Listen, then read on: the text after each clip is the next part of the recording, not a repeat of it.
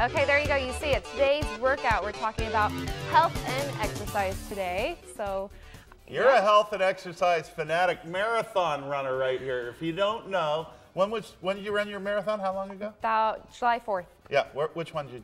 It was actually out in Oregon. I like to travel and do marathons, so.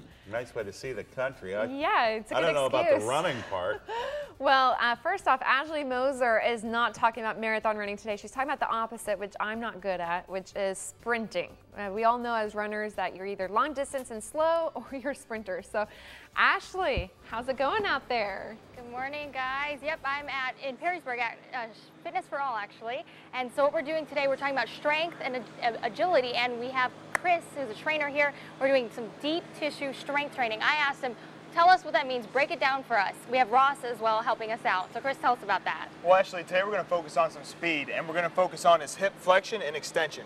Most people, when they think deep tissue, think hamstrings, quads, glutes, but they avoid the hips, and hips are really, really important for speed training. So Ross is going to start out with the hip flexion. Good. He's going to drive his knee up and works his hip flexor complex. So when we think about running, hip flexion is a very big part of that.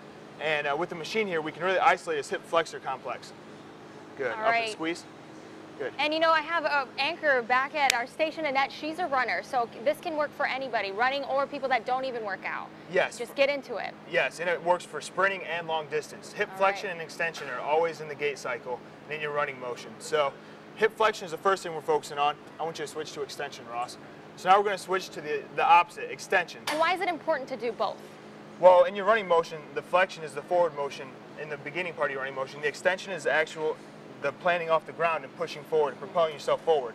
So as you can see, he's going to extend back and squeeze his glutes, low back into his hamstring, upper hamstring a little bit, and that's working on the extension part of his hips. Perfect. In our next segment, what are we talking about? The next segment, we're going to move to bands.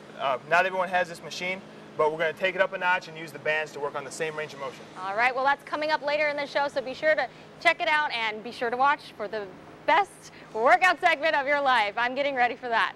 All right, Oh, we're going to see Ashley. We're going to see you in action, Ash? Oh, I've already tried it, so don't worry, I'm warming up. Yeah. All right, keep warming up.